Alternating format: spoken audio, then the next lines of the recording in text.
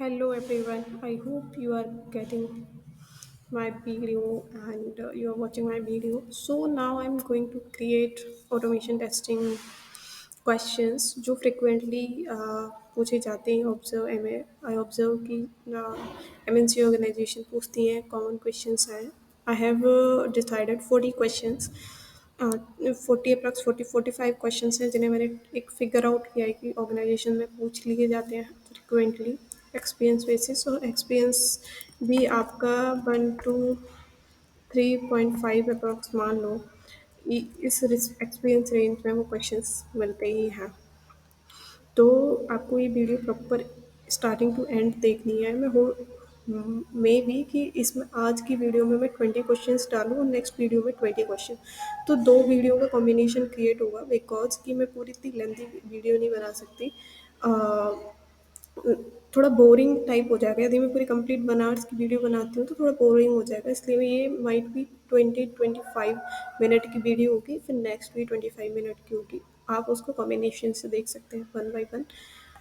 तो इसमें भी क्वेश्चंस हैं जिन्हें मैं आपको बताऊंगी कि आप कि कौन से फ्रिक्वेंटली क्वेश्चंस हैं जो पूछे जाते हैं। हम स्टार्ट करते हैं। स्टार्टिंग का क्वेश्चन होता है tell me about yourself.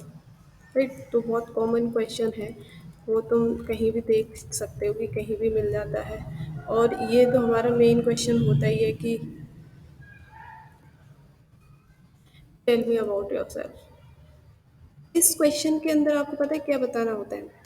इस क्वेश्चन के अंदर आपको बेसिकली आपको बताना होता है कि आप करंट कहाँ काम कर रहे हैं, क्या आपके पास की एंड रिस्पॉन्सिबिलिटीज़ हैं, या आपने कौन से सर्टिफिकेशन कंप्लीट किए हैं।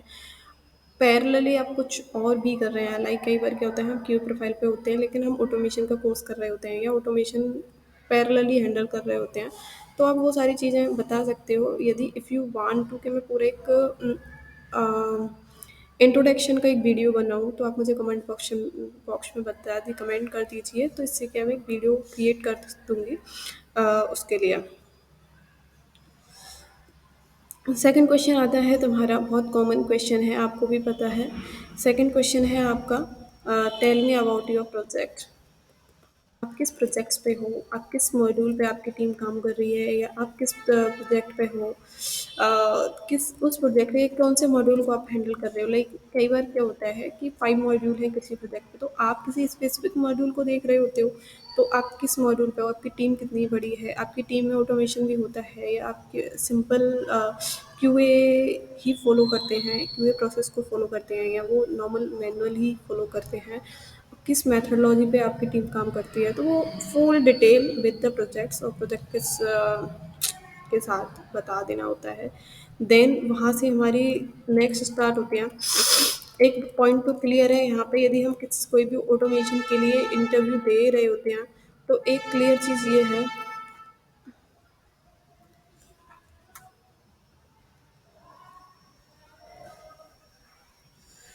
एक चीज़ तो ये क्लियर है कि they will ask question from OOPS. तो इंटरफेस क्या है? तो इंटरफेस आपको पता होना चाहिए कि इंटरफेस है क्या। इंटरफेस होता है, interface is the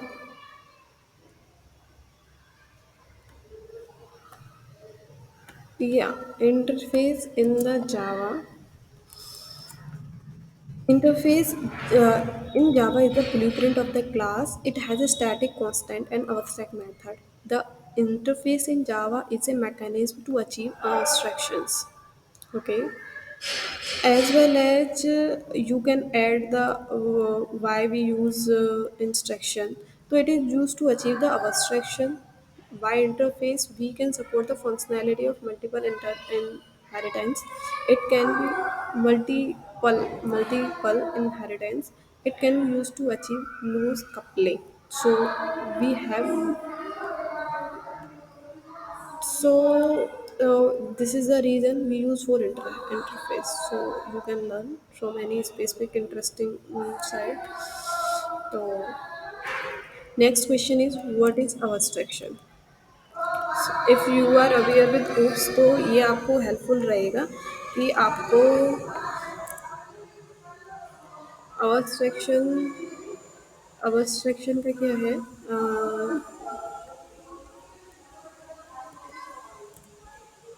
abstraction is the,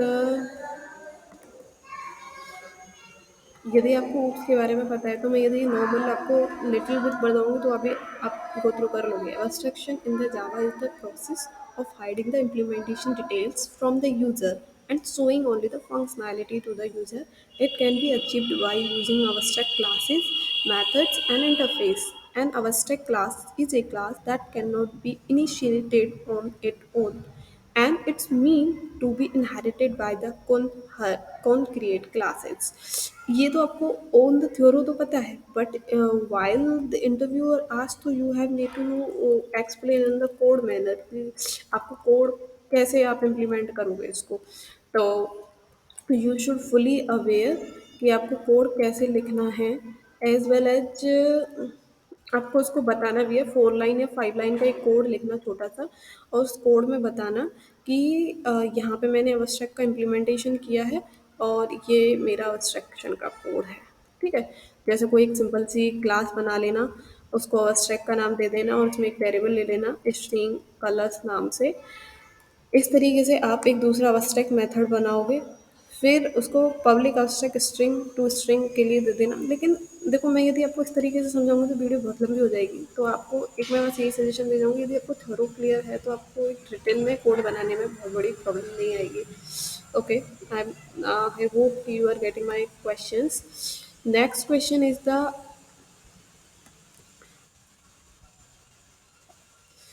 what is the enumeration. शायद तुमने ये जावा में पढ़ा होगा या तुमने कोई भी प्रोग्रामिंग लैंग्वेज पढ़ी है तो ये आपने पढ़ा होगा कि इन्यूमरेशन क्या होता है. इन्यूमरेशन होता है आपका, इन्यूमरेशन होता है आपका, ये जावा का ही कॉन्सेप्ट है. Enumeration is a user defined data type in C. It's mainly use to assign name to integral constant. एक सेकेंड, मैं आपको और भी अच्छे से बताती हूँ. Enumeration is the complete ordered listing of all items in a collection. In term is commonly used in mathematics. L-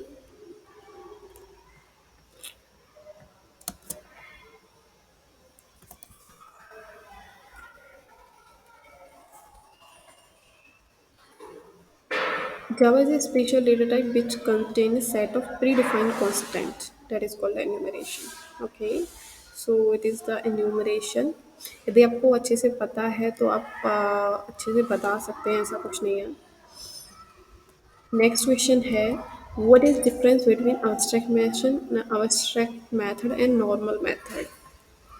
तो ये क्वेश्चन तो इजी है और आपको पता भी होगा कि इसका डिफरेंस क्या है, मेन डिफरेंस क्या है. What is difference between us.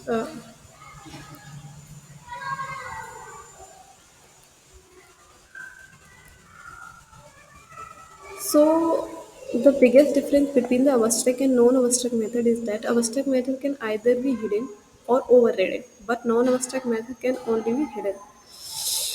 Okay, got my point. And that abstract method don't have implementation, not have empty pair of curly braces.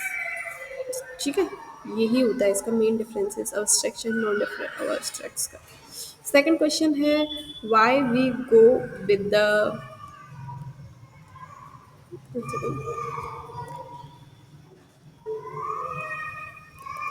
why we go with the X path.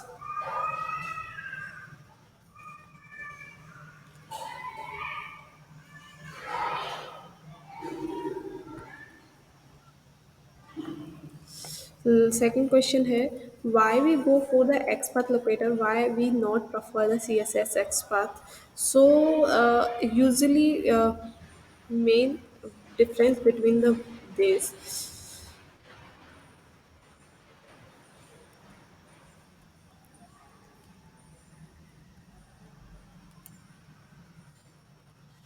Second.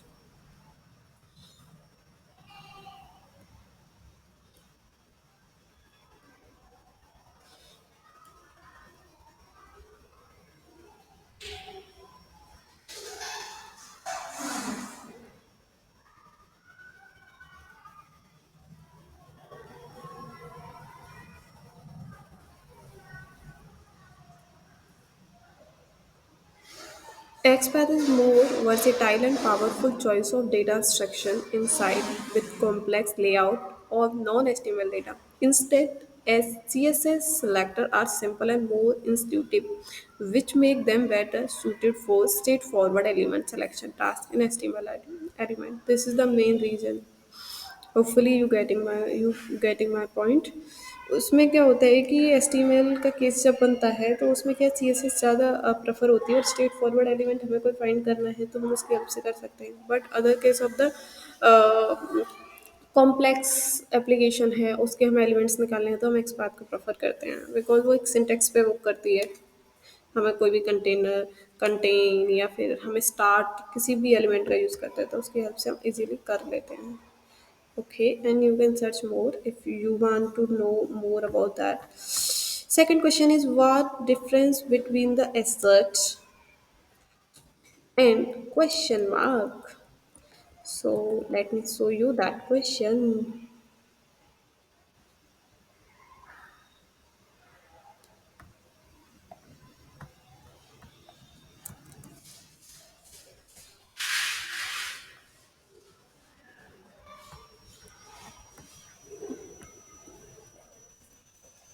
In this question asserts and verify,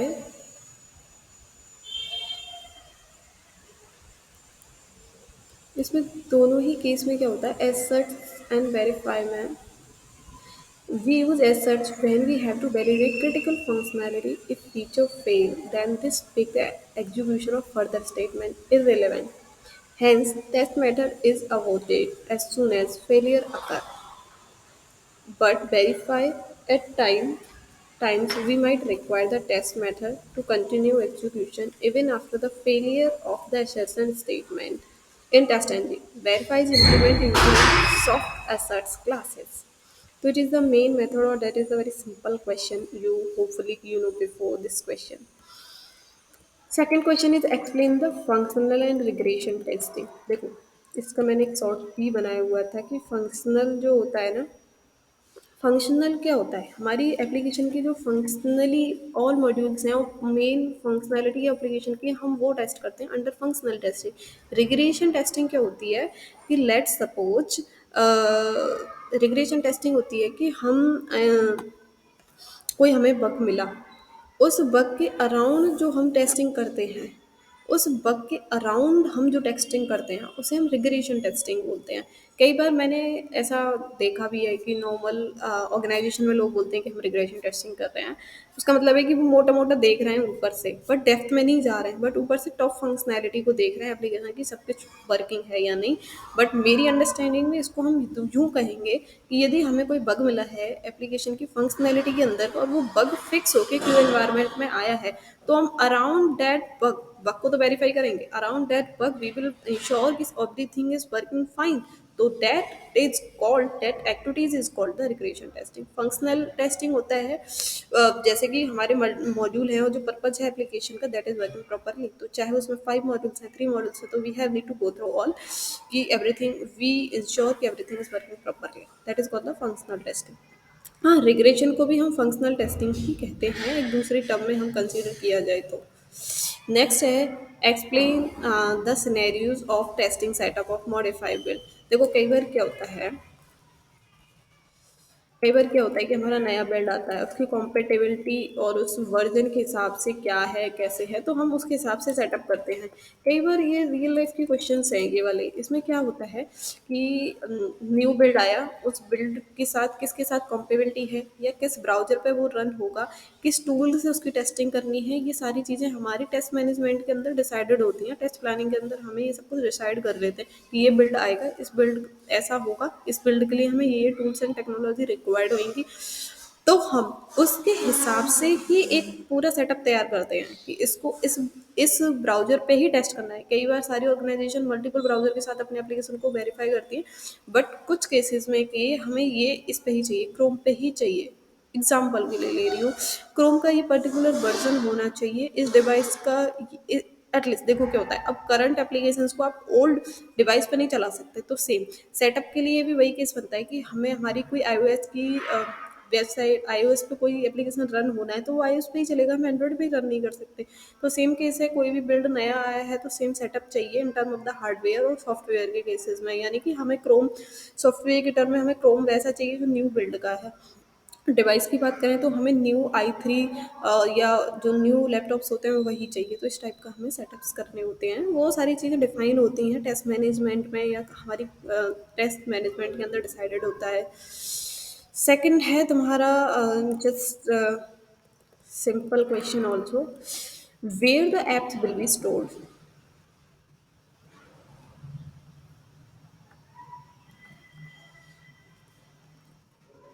where the apps will be stored.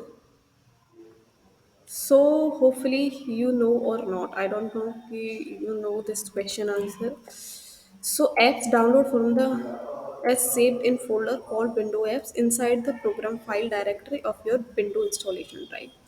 Apps downloaded from the Microsoft Store and saved in a folder called Window Apps inside the program file directory of your Windows installation drive. ये हो गया यदि हम window की बात कर रहे हैं। यदि हम उस डिवाइस की बात करें तो apps downloaded from the play store and save in A folder. ये आपका एप्स फोल्डर करके आता है, उसमें आपका इनसाइड द फोल्डर एंड जिस डायरेक्टरी में आपकी एप्लीकेशन होता है, मतलब in term of the phone, वो आप चेक करके देख सकते हैं और ये रियल सिनेरियो के हिसाब से कर सकते हैं। Hopefully you are getting my point. Second है how it will be interconnected to the server.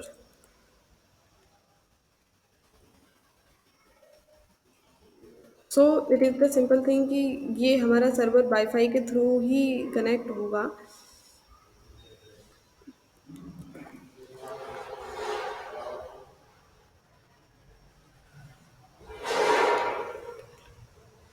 पता नहीं ये क्वेश्चन सही दिए, वाईफाई के थ्रू ही इंटरकनेक्ट होगा।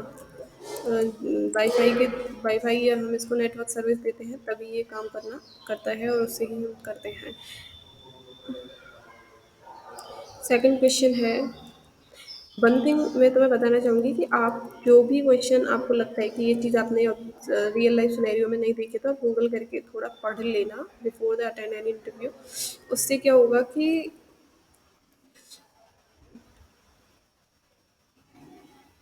the tenant browser's same origin policy, the critical security mechanism that restricts how a document or script loaded by one origin interact. Second question is, okay, 13 question is like explain high tenant browser and same origin policy. So I don't know कि आपको पता है या नहीं कि high origin का मतलब क्या होता है। हाई ओरिजिन का मतलब होता है same origin policy is the critical security mechanism that restrict how a document or script loaded by one origin can interact with a resource from another origin. It helps isolate potentially malicious document, reducing the possible attack vectors. Two URL have same origin like protocols and port and host are the same for both. You maybe see this reference as a ski host like that. So if you want to more, so you can refer any website like Mozilla, then go through the same topic. That will help you a lot. 15 question is there, where cookies will store the apps. So 14 question is where cookies will store. तो मुझे ऐसा लग रहा है कि ये question तो आपको पता ही होगा कि हमारी कुकीज़ कहाँ पे स्टोर होती हैं।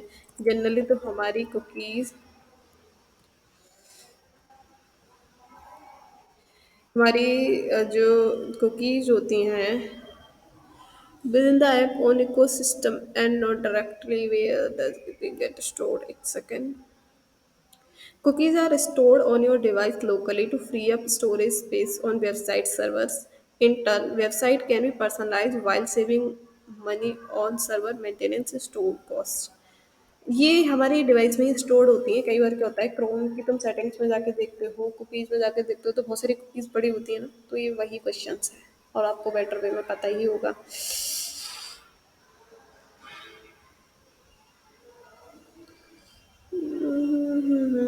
हम आते हैं अपने नेक्स्ट क्वेश्चन की तरफ। How do we control the memory in apps? I will show you this question.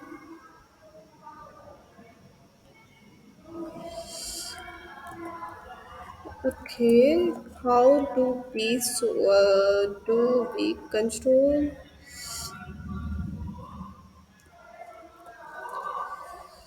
manage your app memory? Manage your app memory, monitor available memory and memory uses, release memory, respond to events, check how much memory you need. According that you can release the memory and use for that, as well as we use the specific conditions.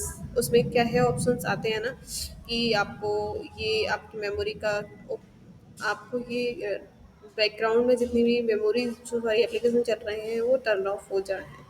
Like settings पे जाते हैं, settings में about phones पे जाते हैं, memory options पे जाके देखते हैं उसकी बेसिक डिटेल्स को, and all the memory apps button will be display over there, and uninstall all the sorry disable all the extra memories that apps are getting. Okay, next question is explain the directory memory store. वैसे ये question ज़्यादा आते नहीं है, चलो। What is the reason why apps will not store in the internal phone? How we fix download video testing in the location folder? How we fix? Okay,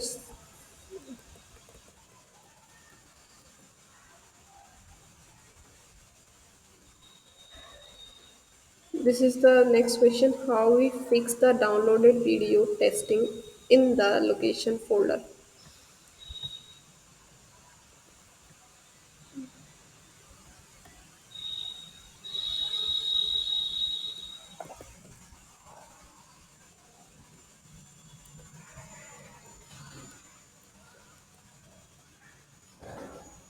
I have tried and installed the installing top music again. See, I can restart download option and someday I will clear cache and cache.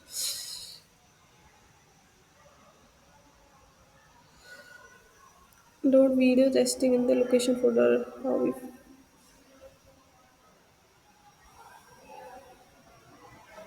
Simple सा है, आप उसको download videos testing the location folder, simple सी बात है। आप उस video को उठाओ पीसी से अपने से और उसको डिलीट करो, वो डेटा वहाँ से चला जाएगा। यदि परमानेंट लेना है तो साइकिल बिन में जाकर डिलीट कर दो। Okay, next.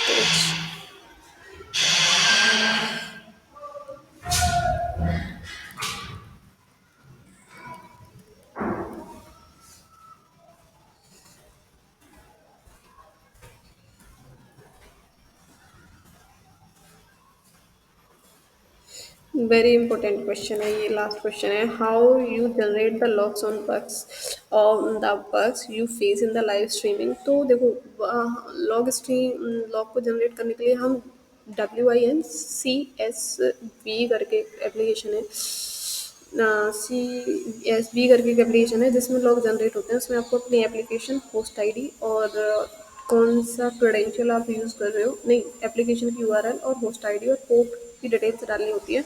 एक पीडी एक CSV करके फाइल भी पोर्ट करनी होती है उसमें, तो इंपोर्ट करनी होती है। फिर उसके बाद क्या है, वो आपकी एप्लीकेशन से कनेक्ट हो जाता है। आप अपनी एप्लीकेशन में जो भी एक्टिविटीज़ परफॉर्म करते हो उसकी लॉग्स तुम्हें उसमें दिखने लग जाते हैं। दो तरीके से लॉग जनरेट होते हैं। एक तो आपके रिमोट मशीन लेके एप्लीकेशन, मतलब आपके पीसी में जनरेट होते हैं। एक होता है कि हम किसी भी एक्टिविटीज़ को परफॉर्म कर रहे हैं, तो उस एक्टिविटीज़ को हम किसी एप्लीकेशन उस एक्टिविटीज़ की डिटेल्स को देखना चाहते हैं। उस डिटेल को देखने के लिए हम क्या करते हैं, लॉग्स चेक करना चाहते हैं। तो मैंने जो विन CSV करके एप्लीकेशन बताया उस पर हम देख सकते हैं। और दूसरा ये तरीका होता है कि हम रिमोट से कनेक्ट करके विंडो आर करके और उस पर्टिकुलर यूआरएल से, एप्लीकेशन की यूआरएल पे जाके हम उसके लॉग को जनरेट कर सकते हैं। तो 2-3 तरीके होते हैं जिनको हम फ्रिक्वेंटली यूज़ करते हैं लॉग जनरेट करने के लिए।